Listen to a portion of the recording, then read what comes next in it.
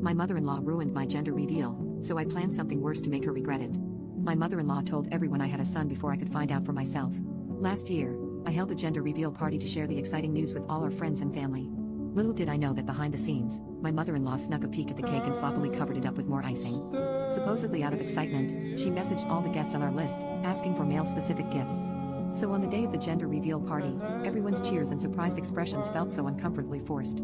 I felt that something was clearly off but ignored it until I started opening up all the gifts. They all turned out specifically oddly specific for male babies. I pulled a few of my friends to the side and said, "Spill. You all just happened to know I was going to have a son?" They tried playing it off, calling it a coincidence. My best friend revealed how my mother-in-law messaged them a week before, announcing that everyone needed to buy gifts for a son. My friends and family thought that it was part of the surprise, but seeing my reaction now, they weren't so sure. I felt devastated, knowing that no one else was genuinely surprised. I spent the rest of the afternoon holed up in the room, crying over emotions I couldn't control. Through the door, I heard my mother-in-law call me dramatic, saying that I should be happy she helped us out. My sadness turned into anger, and I flung the door open to confront her. You do not get to decide whether I'm grateful for something or not. You also don't get to control what people should bring to our party.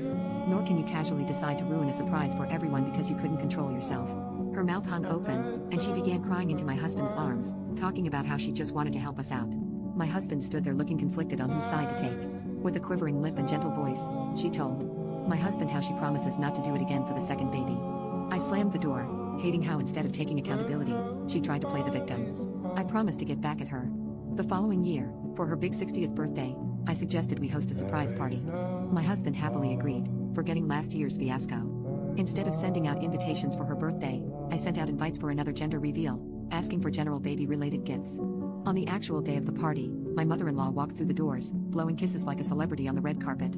She looked a little confused by the blue and pink decorations but said nothing and focused on greeting all the guests, thanking me and my husband for the surprise party. I smiled back and said, "Oh, there's an even bigger surprise later. I really hope you'll like it." I gathered everyone's attention to let them know that we're blowing out a birthday cake before getting to the main event. Everyone sang and clapped for her. After her little speech, I grabbed the microphone and announced the start of the main event. My mother-in-law raised an eyebrow, wondering what more I had planned, and I smiled. Another larger cake was brought out.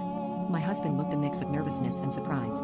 I asked him to slice the cake in front of everyone to reveal the gender of our second baby. His hands shook as he sliced the cake, and he looked over at his furious mother. I happily turned to the crowd once the color on the slice was revealed and announced that we were pregnant with a girl. Everyone gasped and cheered, clearly genuine this time, while my mother-in-law faded out into the background.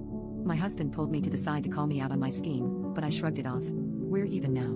Our first gender reveal got ruined, so she got her 60th birthday ruined. He shook his head and told me I should have just let it go and let karma play its part. I crossed my arms and said, "Why?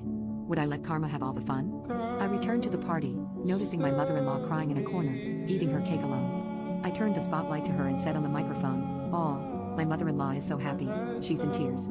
We love you so much, Mama." I called her over to help open up the gifts for my second baby while she continued to cry.